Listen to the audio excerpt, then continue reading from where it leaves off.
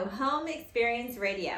How to make your home a place of love and peace. Grab a home experience book at kingdomglobal.com or on Amazon, and it's in English, Spanish, or Portuguese. Now, today we are talking about hospitality. This is a value of serving. So let me tell you what happened to me last week.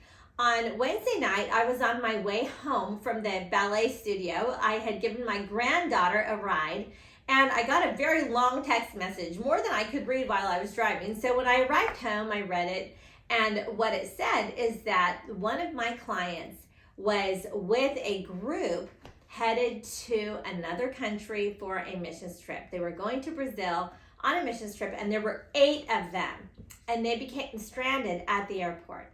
Well, I live pretty close to the DFW airport, just about 15 minutes away, so it's pretty close, and she didn't even realize that, but she knew that I was closer than where they had come from because they had traveled a few hours to come to this airport. Well, when they got here, our thunderstorms were very bad, and there was thunder and lightning, and they were unable to catch their flight, and it was not only delayed, but canceled, and they would have to take a flight out the next day.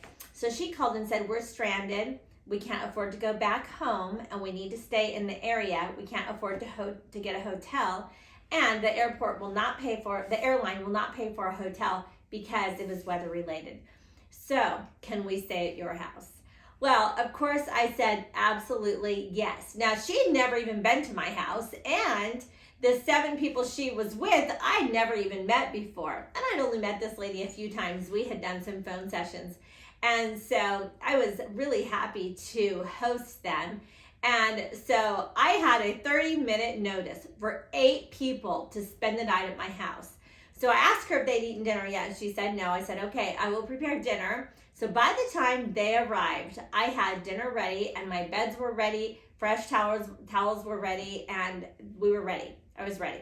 Okay, that could only be possible if that was a value that I have, because that's a value that I have. I always stay prepared. And this is something that my grandmother taught me, and my mother taught me. My grandmother said that her grandmother, okay, so this is going back a lot because my grandmother is going to be 100 next year. So her grandmother taught her that they should always save their leftovers because you never know when a person will come by and need something to eat. Okay, my grandma said back in those days, there were not restaurants, there were not hotels, and people would pass through our town, our small town. If they needed a place to stay and something to eat, we always welcomed them in. I just wonder, would that be your attitude? Would it be? I think I can say pretty confidently that all of my children who are grown, 3 are married, and I've got 12 grandchildren, I can say pretty confidently that all my married children, and even my son who's not married, had they gotten a call like that, they would immediately open their home. Now, I happen to be prepared with a lot of extra rooms because since I have 12 grandchildren, I prepare so that they all have a place to sleep if they're all sleeping over at the same time. So I can actually sleep 12 people, but so 8 was no big deal at all. So they all came, and I was ready for them. So when you are preparing for a guest, here's what you want to do. You want to make sure that your front entryway is beautiful and is welcoming. So I always plant flowers. Okay, I always have a wreath on the door, and I greet them at the door. I never just yell, come on in. Okay, the door is unlocked, but I greet them at the door. I open the door, invite them in, and if I see them driving up, I'll even open the door even before they get out of the car so that they know that I'm looking forward to their arrival. Then when they come in, if they're a guest with luggage, I will immediately show them to the room, and I like to have a luggage rack or a little table or a place for them to set their luggage other than the floor. You can be creative, but if you have something that you can set their luggage on, even a chair, that is a really nice thing to provide. It's a wonderful gesture of hospitality to have a place for their luggage. So you show them to the room, and then in their room, I prepared clean sheets, okay?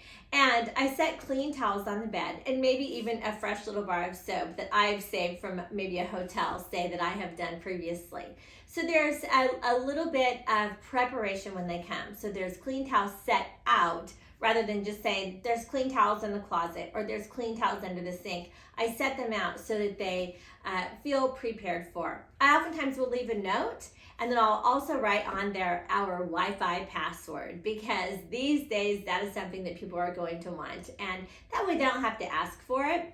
They've already have it, so it's ready. It's ready for them. Sometimes I will set a bottle of water out by their bed so that they can utilize that if they happen to be thirsty in the evening. So, and I prepare the bathroom by having it clean. I usually freshly vacuum the bedroom and freshly wipe off the bathroom so that it's all clean and prepared for the guests. I think that is so important. Now, when you are a guest, it's really important that you leave the room tidy, okay? So don't just go in there and just start spreading your stuff out and making a big mess, okay? If you're gonna stay several days, in fact, put your clothes in the closet if there's a closet provided. If there's not, then keep your clothes back in your suitcase and keep the lid shut. And that way your room stays tidy, okay? And if you have a cosmetic case, instead of leaving your cosmetics all over the counter, use them, put them back in the case, and tuck your case away so that you respect the home. It's not a hotel. There's not a maid coming. Okay, you want to respect the home and keep things tidy. Then when you exit, you can ask the hostess, would you like me to take the sheets off my bed, or would you like me to remake the bed? And she'll tell you her preference. And so also you can leave the towels either on hooks if there's hooks provided, or you can leave them folded up there so she'll know that they are soiled. If it's available, you can leave your soiled laundry in the laundry room so it will be easy for the host to clean up after you leave.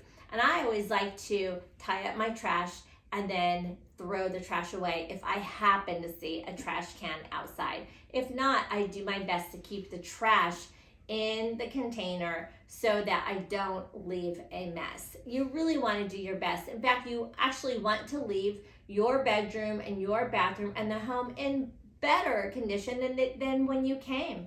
So sometimes I'll leave a note, sometimes I'll get some fresh flowers, but somehow I'll leave at least a thank you note, maybe even a little thank you gift. So when they come back in my room, they can be surprised, and then they'll want to host me again, okay? Now, when you are the hostess, when your guest leaves, be sure to give them instruction of what to do with their dirty laundry, with their towels and sheets. You know, if you would like them to remove them and bring them to the laundry room, or set them outside their door, or just leave them. But give them instructions so they know what to do. Then when it's time for them to leave, walk them all the way out. Okay, don't just say goodbye while you're sitting on the couch. Walk them to the door, give them a hug, pray for them. I think it's a wonderful thing to pray for your guests as they exit. I did this with my guests as they all arrived, but I wanted to be sure to have a prayer with them and bless them as they traveled on their way. You know, it was a wonderful time with them, and it was spontaneous. It was just last minute that I had to prepare for such a large group, but it was a blessing to them, and it was a blessing to me too. So, an attitude of hospitality. You know, the true meaning of hospitality lies in the heart. Your guests can always know if you have a heart of hospitality because your attitude will express that. You love having them in your home. When your guests are there, be sure to keep your phone put away so they have your full attention, okay? Be sure to give them your full attention. And if they have any needs, meet their needs. If it's an elderly person or even a young child, if they have a need and you have leftover food, send the food with them. You know, whatever you can do to meet their needs as they exit, you want to do that. So the hospitality and the attitude of hospitality just continues. So this chapter in our book, Hospitality, the Value of Serving, the scripture that my mom put here, 1 Peter 4:9, offer hospitality to one another without grumbling. You know, if you complain about being hospitable, you really don't get the reward, do you? But if you offer hospitality with a great attitude, you will be blessed, and so will your guests. Thank you for joining me today. I hope you are inspired to be a hostess this summer. God bless you. Hugs and high fives.